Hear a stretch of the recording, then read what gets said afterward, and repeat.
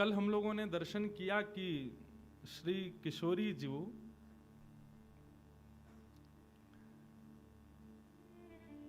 ठाकुर जी के रूप में आई और ठाकुर जी किशोरी जी के रूप में पधारे और राजदान लीला हुई। कल कौन सी लीला सुनी थी? राजदान। बाकी तो दान लीला है, कल की राजदान लीला थी, क्योंकि कल दोनों अदला बदली हुई थी। तो आज अब वो लीला पूर्ण हुई, उसके बाद रास बिहार हुआ। रास बिहार के पश्चात अब किशोरी जी अपने रूप में आ रही हैं और ठाकुर जी अपने रूप में आ चुके। सब सहचरियां किशोरी जी का श्रृंगार कर रही हैं, पुनः उनको किशोरी जी रूप में ला रही हैं और ठाकुर जी टुकुर टुकुर निहार रहे हैं। अब ललिता विशाखा आदि सब सखियां किशोरी जी का श्रृंगार कर रही हैं और ठाकुर जी को मन है रो कि इनको हटा के मैं करूं श्रृंगार।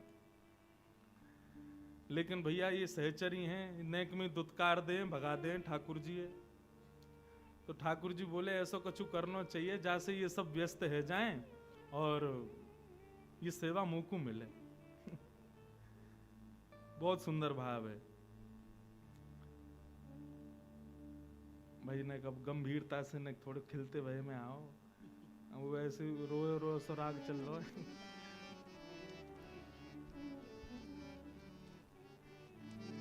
हाँ बस बढ़िया। हाँ रागों से भी भूमिका बनती है। ज्ञान व्यान सब रखो रह गयो, शुरुआत में दे दियो, अब तो आओ लीला में चलें। तो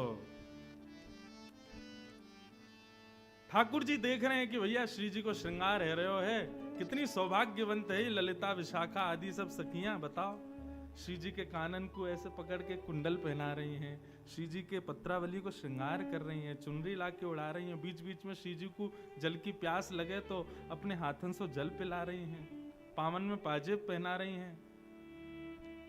ठाकुर जी की इच्छा है रही है कि ये सेवा हमको मिल जाए, लेकिन ये जब तक ये सबरी खड़ी रहेंगी तब तक हमको ये सेवा नहीं मिलेगी। तो ठाकुर जी ऐसे वहीं विचरण कर रहे थे। तो ठाकुर जी बोले मुंह को तो बड़ी जोर की भूख लगी है, ऐसा मन कर रहा हो कि कोई वृक्षन से फल तोड़ के लिया है मुंह को खवाए दे, मैं तो आनंदित है जाऊं। तो सहचरियां भले ही ठाकुर जी से उठी उठी रहती हैं, थोड़ी न तेज आवाज में ही रहे, लेकिन वो एक पंक्ति है, हम श्री राधे जू के बल अभिमानी, टेढ़े रहत मोहन रसियासों बोलत अटपटी वाणी। किशोरी जी के बल का अभिमान है सब सहचरियों को, ठाकुर जी से सीधे मुंह बात ना करें। लेकिन अगर ठाकुर जी को कोई श्रम हो रहा है तो सब सहचरियां उनकी भी सेवा करती हैं। ठाकुर जी बोले मुझे तो मन कर रहा है कि बहुत जोर की भूख लगी है, कोई फल तोड़ के लिया है। इतने में एक सखी बोली, श्यामाजू ठाकुर जी को भूख लगी है, ये बाकी सब सखी लगी, मैंने फल तोड़ लाऊं? हाँ जाओ। लालजू अभी रुको, हम अभी आपके लिए फल लाएं। एक गई। ठाकुर जी बोले और बच्ची हैं, इनको कैसे भगाऊं? अरे मुंह को तो प्यास भी लगी है, कोई जल लिया तो, यमुना जल से आजकल प्यास ना बुझे भैया, कोई बढ़िया मटका में भर के और कुआ ते निकाल के लेके आवे तो आनंद आ जाए। तो एक सखी बोले अरे जय जय को प्यास लगी है, मैं जाऊं? दूसरी सखी भाग गई। लेकिन चतुर दो सखियां हैं, ललिता और विशाखा, ये सब समझ जाएं ठाकुर जी के मन की बात में। आहा इतना सुंदर श्री भगवत रसिक जी का पद है, लाल एती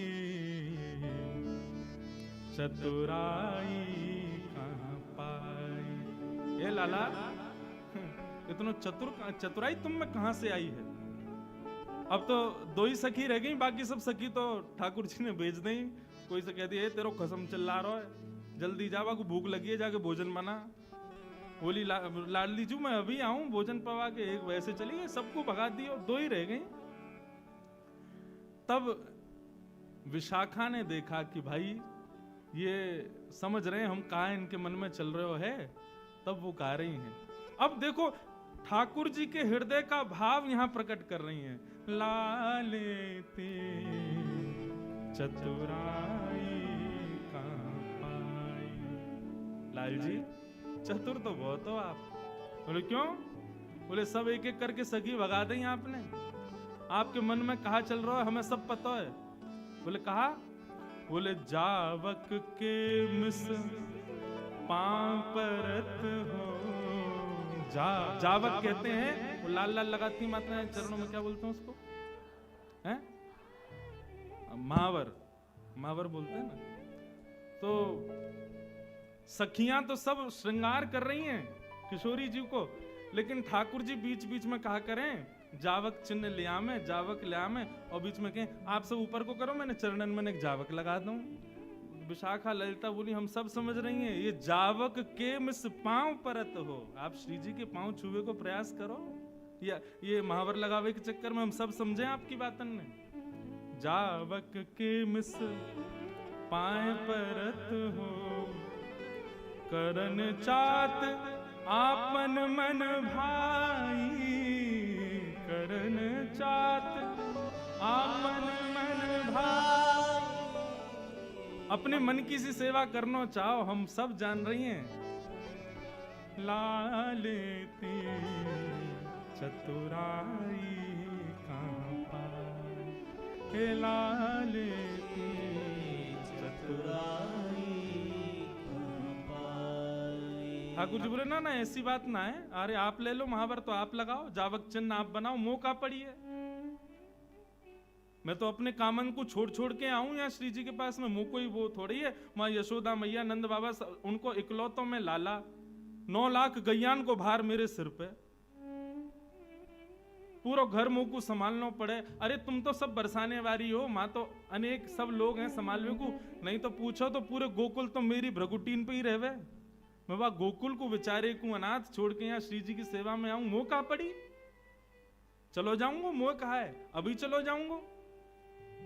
तब सखियां कह रही हैं छल बहु भरे साधु से दीखो, छल बहु भरे साधु से दीखो। लाला किशोरी जी देखने में ऐसा लगे कितनो सीधो है लाला हमारा है, देखने में ऐसा लगे कोई साधु पुरुष, लेकिन यहाँ के हृदय में जितने छल भरे हैं उतने कोई के हृदय में ना है। छल बहु भरे साधु से दीखो, छल बहु भरे साधु से दीखो। यही कि मिस आपने कहा कियो, सखियन बतावत सेवकाई लालन, सखी बतावत सेवकाई। और यही छल के कारण आपने सबरी सखी यहाँ से भेज दें, मुझको फल लेके आओ, मुझको जल लेके आओ, तेरो खसम चिल्ला रहा हो, तेरो बालक रो रहा है, सब भेज देंगे यहाँ से। ठाकुर जी बोले पोल पट्टी खुल ही गई है, सब इन्हें पता चल ही गया कि हम श्री जी के संग एकांत में उनको श्रृंगार करवे को भाव रख रहे हैं। वो लाला यहाँ पे अब गुमान करवे तो काम नहीं चलेगा, झुक जा। विशाखा अब तो तू समझ ही गई है मन की बात, तो फिर पूर्ण कर ही दे, हमारे काम को पूर्ण करवा ही दे, श्री जी को श्रृंगार को अधिकार हमें ही दे दे। भगवत पाई परो ललिता के, भगवत पाई परो ललिता के, राज करो चिर सुखदाई, राज करो चिर सुखदाई। लाला यदि आप हमारी श्री जी के भाव साम्राज्य में राज करना चाहो तो जाओ ललिता के पांव परो, ललिता के चरणन में शीश झुका के प्रणाम करो, ललिता आज्ञा देगी तब आपको श्री जी मिलेंगी। और उस श्री जी की सेवा पावे के लिए हमारे श्याम सुंदर ललिता के चरणन में प्रणाम कर रहे हैं, सिर रख कर के दंडवत कर रहे हैं, ताकि ललिता अधिकार दे श्री जी के सेवा को। हमारे लाल जी को सबसे प्रिय है श्री जी की सेवा, लेकिन श्री जी की सेवा तब तक नहीं मिलेगी जब तक सहचरी कृपा नहीं करें। आज के भाव में ये सहचरियां कौन हैं बंधुओं? हमारे ब्रज में श्री राधा नाम उच्चारण करने वालों साधारण ब्रजवासी भी है ना, तो ये समझो ये सहचरी है, यही अधिकार देगो किशोरी जी को, या के बगैर वो अधिकार नहीं मिल सके। इसलिए हमारे ब्रजवासी और ब्रज के संतों को खूब प्रणाम करो, क्योंकि किशोरी जी और ठाकुर जी की सेवा को अधिकार वे ही प्रदान करेंगे। हम वहां जाकर के भी ये सोचा नागपुर के सेठ हैं, कलकत्ता के सेठ हैं, बंबई से बहुत बड़े अमीर आदमी हैं, तो श्री जी और ठाकुर जी कभी आपको सेवा नहीं मिल सकती। वहां जाकर के तो अपनी ठकुराई और अपने भाव सब भूलो और ब्रजवासी और सब सहचरी के चरणन में नाक रगड़ के प्रणाम करो। वे प्रसन्न है गए तो श्री जी आपको सहज मिल जाएंगे। दोनों पक्ष हैं। भाव पक्ष से तो श्याम सुंदर ललिता को भी प्रणाम करने को तैयार हैं यदि श्री जी की सेवा मिले, लेकिन हम आप सबके पक्ष में यहाँ पर भगवत रसिक जी आज्ञा कर रहे हैं, भैया सदा ब्रज के रसिकों को प्रणाम करते रहो, दंडवत करते रहो, नमन करते रहो, उनमें अवगुण मत देखो, क्योंकि वे ही आपको श्री जी और ठाकुर जी की सेवा देंगे। उनके बगैर ये मिलना असंभव है। लाले ते कहाँ पाई चतुराई, लाले ते कहाँ पाई चतुराई। ठाकुर जी की ऐसी मधुर लीला है। ललिता विशाखा आदि सखियन को भी प्रणाम करें कि श्री जी की सेवा मिले। मधुर सेवा ठाकुर जी करते हैं और फिर सब सखियां युगल स्वरूप की आरती उतारती हैं। अब लीला आती है कुछ ऐसी, ठाकुर जी निरंतर वंशी का वादन करते हैं। बंधुओं, हमारे यहां वंशी को बड़ी बड़भागिनी बताया। श्रीमद् भागवत के वेणु गीत में तो गोपियां कहती हैं हमारी सौत है। बोले क्यों? वो निरंतर ठाकुर जी के ओष्ठों पे सोती है, उनके अधरामृत का पान करती है। ठाकुर जी नित्य या को अपनी कमरिया में बांध करके रखें, और तो और ठाकुर जी रात में अपनी तकिया के पास ही रख के सोवें। हमारे लाल जी आज भी शयन करेंगे ना, चाहे मार्ग में भी फ्लाइट में कहीं जाए, कहीं वंशी संगी रहेगी। वंशी, छड़ी और बंटा जी। बंटा क्या है? वो पल्ली तरफ रखो ना, ये ठाकुर जी को टिफिन है छोटो। हमारे लाला को भूख बहुत लगे तो यहाँ में कछु ना कछु रखना पड़े। हम तो ऐसा करें जब सफर में जामे ना तो ठाकुर जी के एक आध लड्डू रख दें और ठाकुर जी की झांपी में 1000-2000 रुपया रख दें। लाला और भूख लगे तो खरीद के खा लियो। भैया ये भाव की सेवा है, ये नियम की सेवा ना है, ये क्रम की सेवा नहीं है, तो भाव की सेवा है। तो ठाकुर जी वंशी सदा अपने संग रखें। क्यों रखें? क्योंकि वह वंशी को श्री जी ने भी अपने अधर पर धारण किया है, और जब से श्री जी ने अधरामृत को पानवा वंशी को कराया है, तब से ठाकुर जी वही को लिपट करके सोमे, वही के संग रह में, वह को सदा अपने संग रखें। वंशी को कभी त्याग ना करें। पर वह वंशी के कई भाव हमारे ब्रज में बताए गए। श्री राधा वल्लभ लाल को जिनने लाड़ लड़ायो, ऐसे श्री हित हरिवंश महाप्रभु, वे तो वंशी के ही अवतार बताए गए। एक आत्मदेव नाम के ब्राह्मण थे, उन्होंने महादेव की बड़ी याचना की। महादेव प्रसन्न हो गए। प्रसन्न होकर बोले, मांगो क्या वरदान चाहिए? बोले अपने हृदय की सबसे बहुमूल्य वस्तु मुझे दे दो। महादेव चरणों में बैठ गए। बोले भैया कछु मांग ले, तू कहे तो कैलाश तेरे नाम कर दें, तू कहे तो गणपति को तेरे घर भेज दें, तू कहे तो कार्तिकेय को तुम्हारी सेवा में लगा दें, तुम कहो तो पार्वती जी को भी सेवा में भेज देंगे, लेकिन हमारे हृदय की बहुमूल्य वस्तु मत मांगो। अब ब्राह्मण को लगा कोई बहुत ही महंगा कोई रत्न होगा, कोई ऐसी मणि होगी जिससे मेरा पूरा जीवन बिना कुछ बिना कुछ किए ही ऐसे ही निकल जाएगा। वो तो हट करने लगा, नहीं अब तो आपके हृदय की बहुमूल्य वस्तु ही चाहिए मुझे। तब देवादिदेव महादेव अपने हृदय के ठाकुर श्री राधा वल्लभ जी को लेकर प्रकट हो गए और उस आत्मदेव ब्राह्मण को प्रदान। यहां आप लोगों ने तो बजाई ताली, लेकिन राधा वल्लभ जी तो बेचारे बड़े परेशान है गए। क्यों?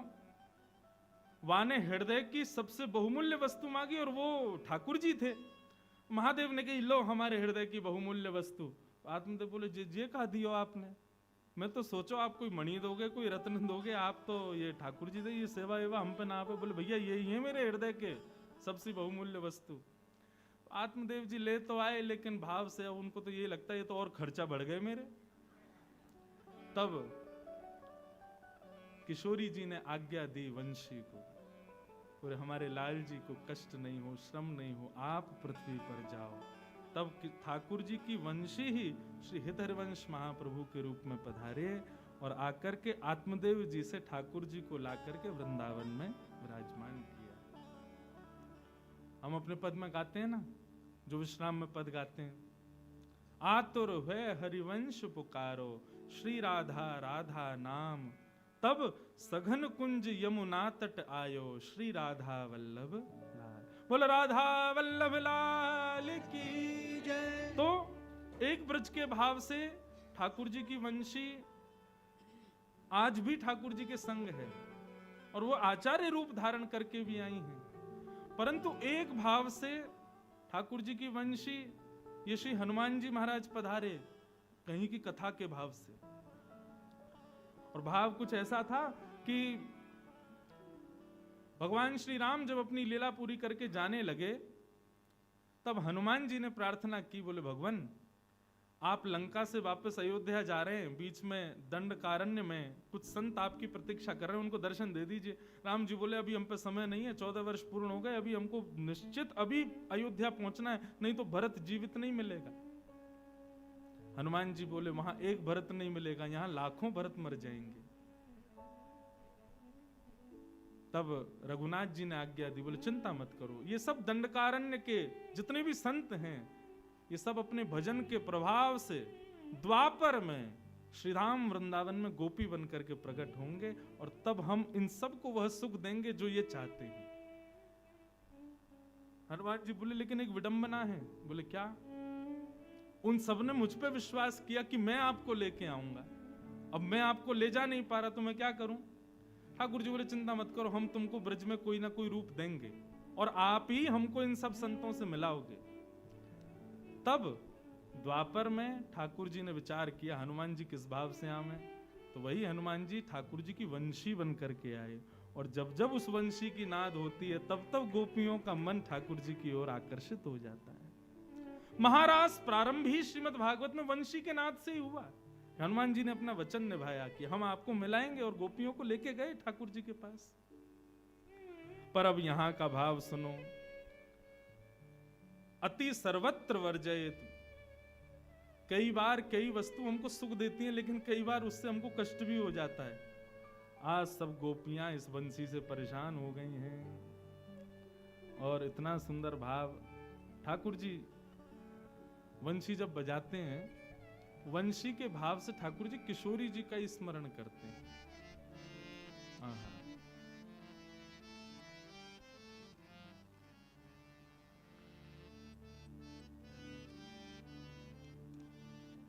ठाकुर जी वेणुनाद जब जब करते हैं, इसका मतलब उस समय किशोरी जी को अत्यंत स्मरण कर रहे हैं। और हमारे ब्रज में गाते हैं उस भाव को, मैं तो तेरो ही गुणगान करूं वृंदावन में, मैं तो तेरो ही गुणगान वृंदावन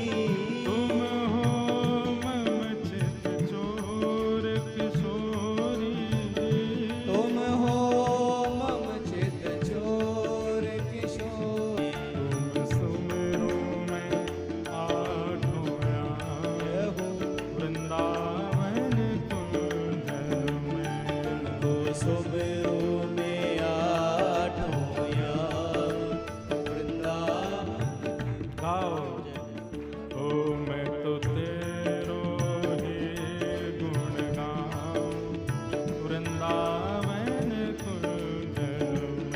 मैं तो तेरो ही गुण गाऊं वृंदावन कुंजन में। ओ प्यारी तेरो ही गुण गाऊं वृंदावन कुंज में। प्यारी तेरो ही गुण गाऊं वृंदावन कुंजन में।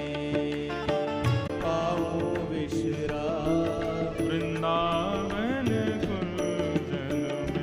तेरे चरणन में पाऊं विश्राम वृंदावन कुंजन में।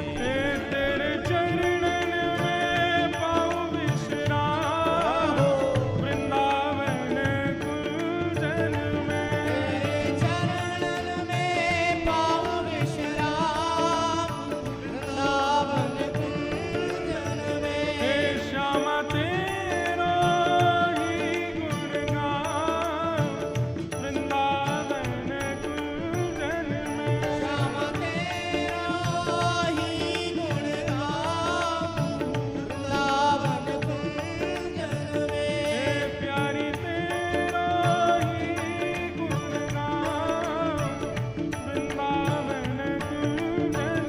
प्यारी तेरा ही गुण गाऊं वृंदावन कुंजन में। वृंदावन कुंजन में। वृंदावन कुंजन में। वृंदावन कुंजन में। वृंदावन कुंजन में। वृंदावन कुंजन में। वृंदावन कुंजन में। वृंदावन कुंजन में। वृंदावन कुंजन में।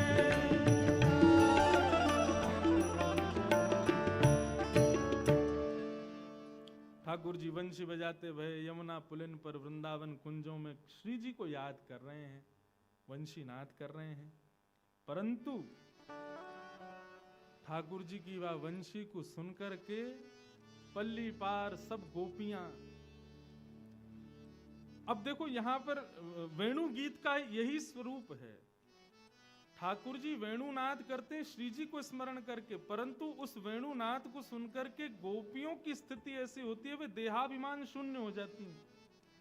जो काम कर रही हैं उसी को करने में रह जाती हैं, या जो काम कर रही हैं उसमें मन नहीं लग पाता, भूल जाती हैं सुध बुध कहां बैठी हैं, क्या कर रही हैं, कैसे कर रही हैं।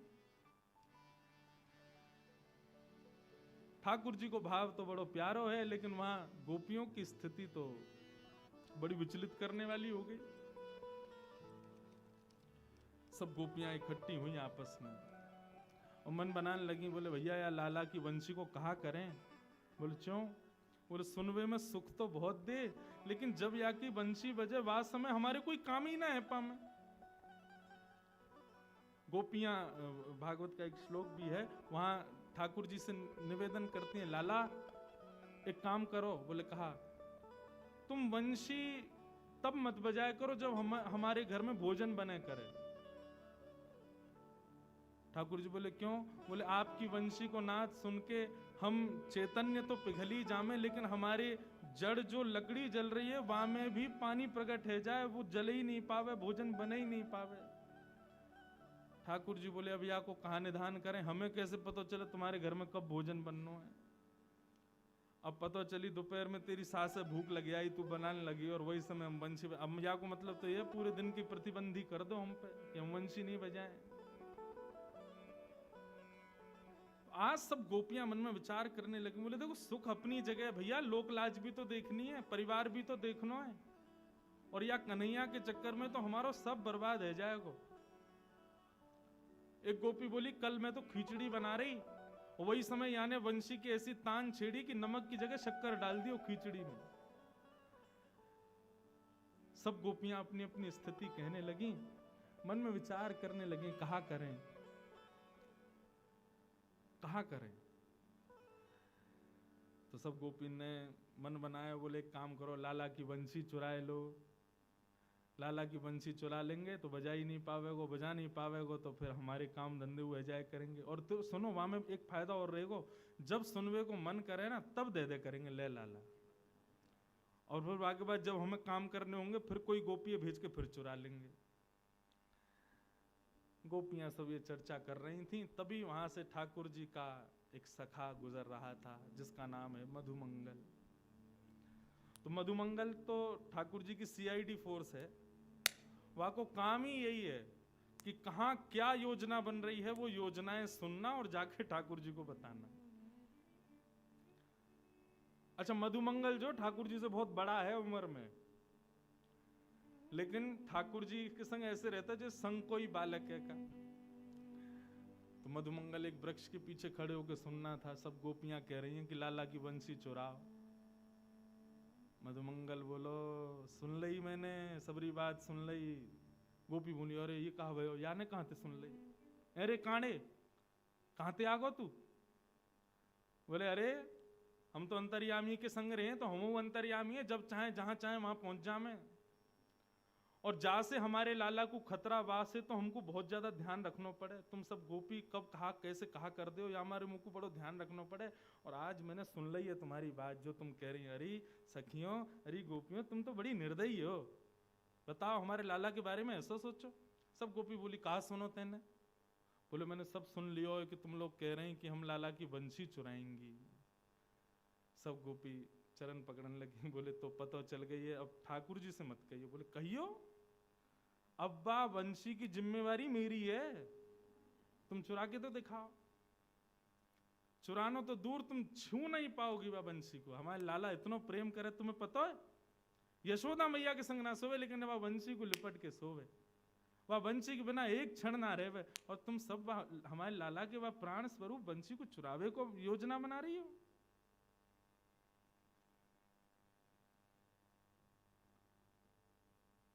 मैं रक्षा करूंगा, ना चुरा पाओगी बंसी। गोपी बोली, मधुमंगल तू हमारी बात सुन, यदि तू हमारी बात सुनेगो तो तू भी राजी करेगो कि बंसी चुरानी चाहिए। देख हमारे घर की स्थिति का कर दी है वह बंसी ने, जब जब बजाय वा की वजह से जो जो घरों में हो जाता है वो सब बताने लगी गोपियां। मधुमंगल बोले, मेरे पास एक उपाय है, वंशी भी ना चोरी करनी पड़ेगी और तुम्हारे काम भी आ जाएंगे। गोपी बोली, कहा करनो बता दे भैया, तेरे पाम पूछे, जल्दी बता। बोले एक रुई को फोआ लाओ। गोपी बोली, अच्छा फिर? बाकी 2 भाग करो। बोले अच्छा फिर? बोले कानन में ठूस के 24 घंटा रहो, वंशी की ध्वनि जावेगी ना, तुम्हारे काम भी आ जाएंगे, लाला की वंशी बच जाएगी। अरे मधुमंगल कैसी बात करे, पूरे दिन कानन में रुई घुमा के घूमेंगे, डाल के घूमेंगे, कहा कहेंगे ब्रज के लोग, सब हंसी उड़ामेंगे।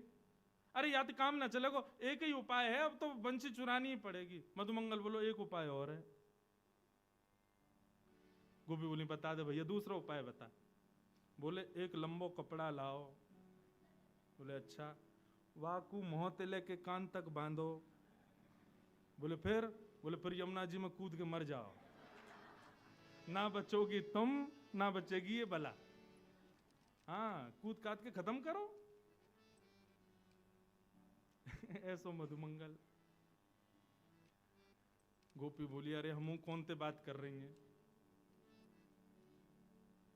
मधुमंगल बोलो, भैया बंसी तो नहीं चुरा पाओगे, क्योंकि वह बंसी की जिम्मेवारी अब मैं ले लूंगा।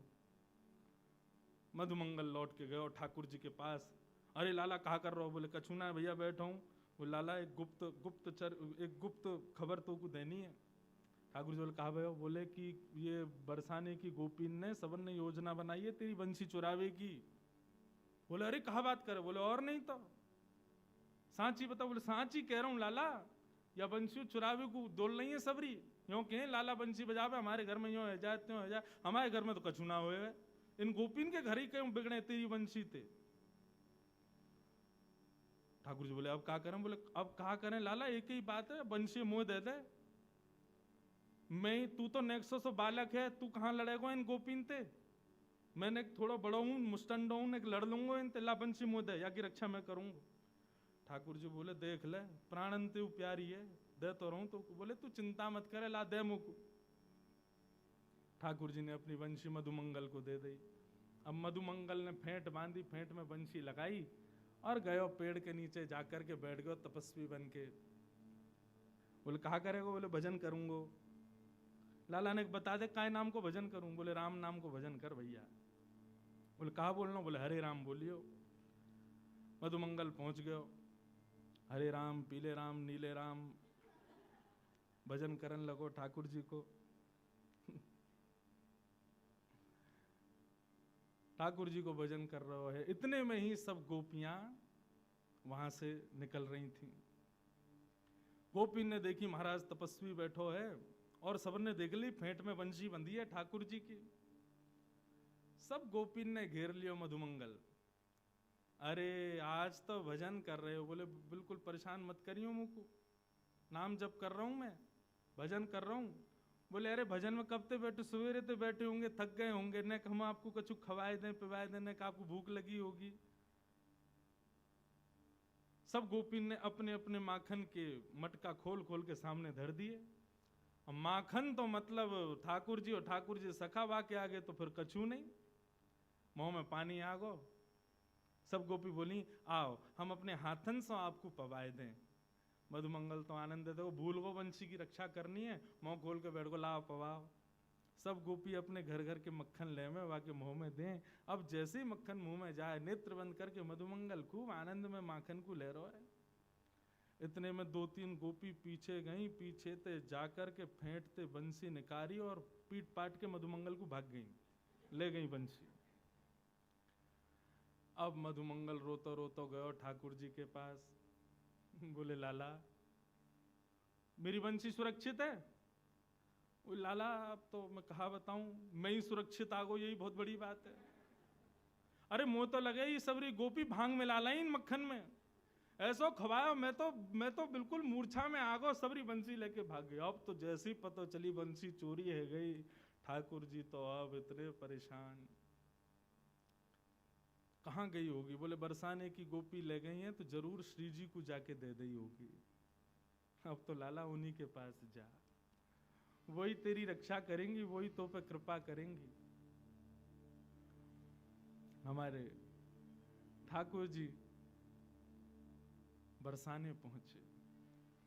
अच्छा, ये सब योजना गोपियों ने श्री जी के नेतृत्व में ही की थी। पहले श्री जी को जाके बताई थी, बोले भैया जादनाते ही बंशी ठाकुर जी की भजन लगी है। बोले लगे तो बहुत अच्छा है, लेकिन हमारे घर बार तो सब बिगड़ रहे हैं बैठे। श्री जी आप आज्ञा दो तो हम बा को चोरी कर लाएं। पहले तो श्री जी ने मना किया, लेकिन फिर ललिता विशाखा ने प्रलोभन दियो, बोले बंशी चोरी हो जाएगी तो वह बंशी को लेवे श्याम सुंदर आमेंगे। तो श्री जी को लगे अच्छा श्याम सुंदर यहाँ आमेंगे? बोले हाँ। अब तो दोनों ही एक दूसरे को देखवे के चकोर हैं। श्री जी ने भी आज्ञा दी कर लाओ चोरी। और महाराज सब गोपी चोरी करके वह वंशी को ले गई और ले जा करके रत्न जटित सिंहासन पर बैठी श्री जी उनको प्रदान कर दे। नेक देर में ही ठाकुर जी पधारे। मोह उतरो भयो है आंखन में मोटे मोटे बिंदु। श्री जी के चरणन में जाकर के निवेदन कर रहे हैं, हे श्यामाजू मेरी मुरलिया दे दो।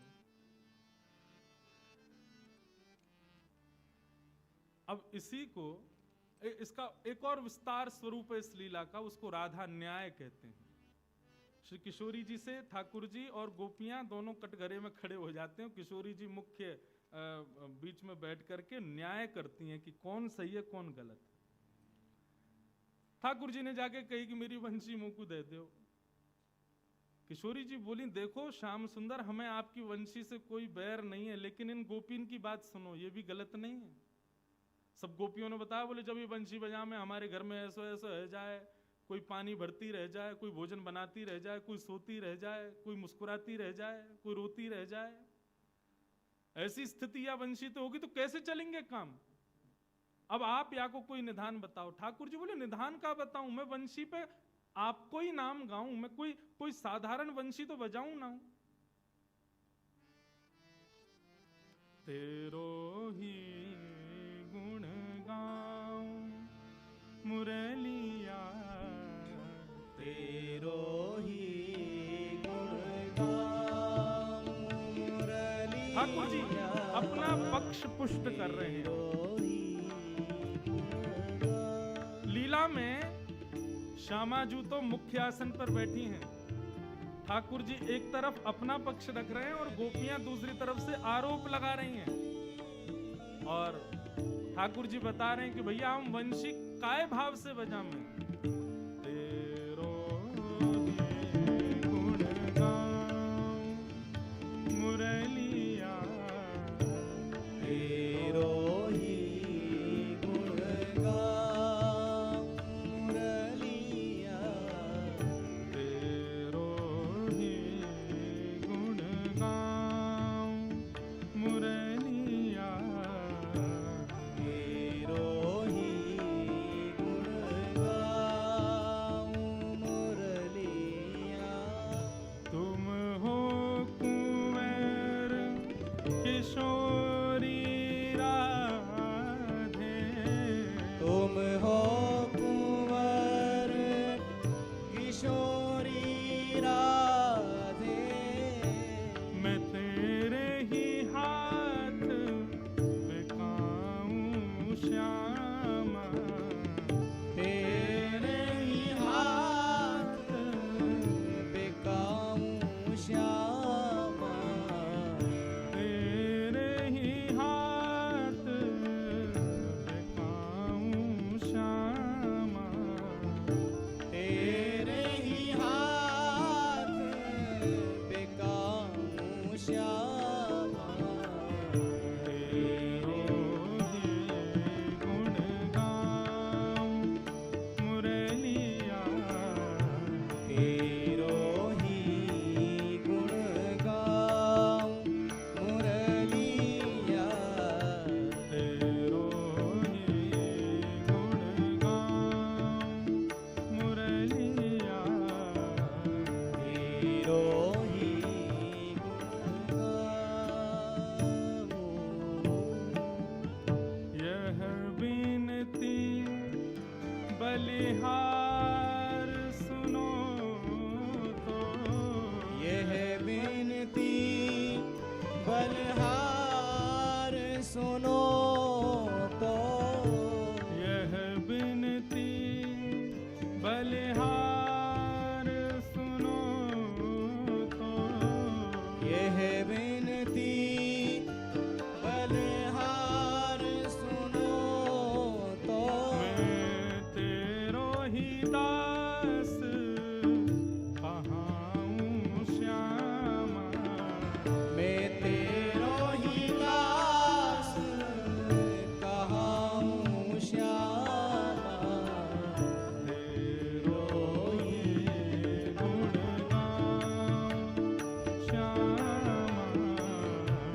तेरो ही गुण गाऊं श्यामा। तेरो ही गुण गाऊं श्यामा, तेरो ही गुण गाऊं श्यामा। तेरो ही गुण गाऊं श्यामा,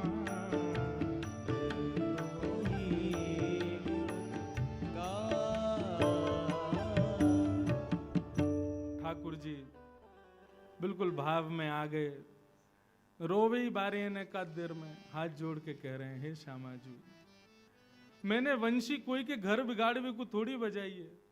मोए कहा पतो ये गोपी कब कहा कौन सी लीला कर रही है। मैं तो आपको जब स्मरण करूं, आपको याद करूं, तब वह वंशी को वादन करूं। वास्तव में इस लीला के पीछे एक भाव यह भी है कि भाई श्याम सुंदर के अधरामृत को पान सब गोपी करनो चाहे, लेकिन वो सुख केवल और केवल वह वंशी को ही मिले। तो इन सब गोपीन के 36 के आंकड़े भी हैं वह वंशी थे। ये वंशी भी एक सहचरी है, सखी है, या हमारे ये सब दूर करना चाह रही हैं ठाकुर जी से। लेकिन आज ठाकुर जी अपना पक्ष कह रहे हैं कि हे श्यामाजू, हमने वह वंशी के द्वारा कोई के घर बिगाड़वे की इच्छा ना रखी, और तो और मैं अपने सुख के लिए भी नहीं बजाता कि मोए कोई राग रागनीन को बजावे को बहुत सुख मिले, मुझको अच्छा लगे, ऐसा नहीं। मैं तो आपको जब स्मरण करूं तब बजाऊं। श्यामाजू, मैं तो आपको दास हूं, मैं तो आपको सेवक हूं। नागपुर वारी ने बड़ी हंसी आ रही है, लाला सेवक कह रहे हैं अपने आप हैं हमारी श्री जी के आगे। भाई बंसी लेनी है तो कछु तो करेंगे। वैसे तो हमारे ठाकुर जी सदा ही दास हैं, लेकिन प्रार्थना कर रहे हैं श्यामाजू मेरी बात सुनो, मैं कहां गलत हूं। ठाकुर जी के नेत्रन में जैसी मोटे मोटे आंसू आए, इतने में श्री जी ने इशारा किया गोपिन से, बोले रहने दो, अब मान जाओ इनकी बात। तब एक गोपी किशोरी जी से ऐसो के, अच्छा ठीक है, अब दया करके इनकी वंशी इनको दे दो, दया करके। ये कोई इस न्याय में जीत गए हैं या इनका पक्ष मजबूत है, इस बात से नहीं, दया करके इनकी वंशी दो। और श्री जी वैसे एक बात कहूं, वह वंशी को हमें रखना भी नहीं चाहिए। बोले क्यों, क्यों नहीं रखना चाहिए? युवती मन घन चोरनी दे हो अगते डार, याहे मिले पट चोर सो चोर चोर की यार। बोले ये जो वंशी है ना, हमें कहीं से पता चलिए ये भी श्याम सुंदर ने चोरी करके अपनाई है, तो यह भी चोर हैं और ये वंशी भी तो वैरणी चोरनी है। बोले क्यों, ये हमारे चित्त को चुरावे? ये भी चोर हैं और वो भी चोर हैं, ये चोर चोर एक दूसरे के यार हैं। यह में पट चोर सो चोर चोर की यार, यह चोरन सरदारनी यह चोरन सिरमोर। हे श्यामाजू, ये वंशी चोरन की सरदारनी है, और ये जो सामने खड़ो का है इतनो सीधो सो बन के, ये चोरन को सरदार है। इन दोनों की जोड़ी बनी हुई है श्यामाजू। प्रेमानंद सराहनी बनी रहे यह चोर। हे श्यामाजू, हमने सुनी है जैसो रखो संग वैसो है जाए मन। अगर हमने या वंशी को ज्यादा समय अपने पास रखो तो हम बरसाने वाले आपकी सहचरियां, आप हम सब बड़े पवित्र हैं। या चोर की या चोरी भई वंशी को, ये चोरनी को यदि हमने अपने पास रखो तो कहीं आके अवगुण हम में नहीं आ जाए, या हमारे दया करके या वंशी को इनको ही दे दो। या कुछ ज्यादा समय संग नहीं रखना चाहिए, नहीं तो कहा पता वाकई अवगुण हमारे भीतर आ गए तो। तब ठाकुर जी, तब उन गोपिन के भाव सुनकर के श्री जी ने न्याय में जीते नहीं है, दया करके वंशी को ठाकुर जी को प्रदान किया। अच्छा लो रखो अपने पास। जैसे ही ठाकुर जी के हाथ में वंशी आई, ठाकुर जी के तो तेवर ही बदल गए, आंखन के ढंग बदल गए, चेहरे को रंग बदल गए। बोले ऐरी गोपी का कह रही, ये चोरनी है, मैं चोर हूं? ले रुक अभी बताऊं। इतने में ही ठाकुर जी ने दर पर रखी वंशी और जैसे ही नाद किया, सबरी गोपी वहीं मूर्छित होके गिर गई। और श्यामा श्याम की अद्भुत लीला का ये मधुर भाव प्रकट हुआ। ऐसे हमारे ठाकुर जी की मधुर लीलाएं ब्रज में प्रधानता रूप से रहती रहे। ऐसी वंशी के सुंदर भाव हैं। तो ठाकुर जी वंशी काय भाव से बजा में, किशोरी जी को स्मरण करें तब वंशी बजा में। हमारे बिहारी जी तो साल भर में एक ही बार वंशी धारण करें हाथ में। क्यों? क्योंकि वहां पे बिहारी जी की सेवा किशोरी जी को याद करने की नहीं है, जितने दर्शनार्थी आ रहे हैं उन पर कृपा करके उनको दर्शन देने की है। इसलिए साल भर वंशी को अलग ही रखा जाता है। कहीं पूरे साल वंशी बजाई तो लाखों लोग वृंदावन आते हैं। जय श्री राधा कृष्ण मित्रों, अगर आपको महाराज इंद्रेश की यह वीडियो पसंद आई हो तो वीडियो को लाइक और चैनल को सब्सक्राइब जरूर करें।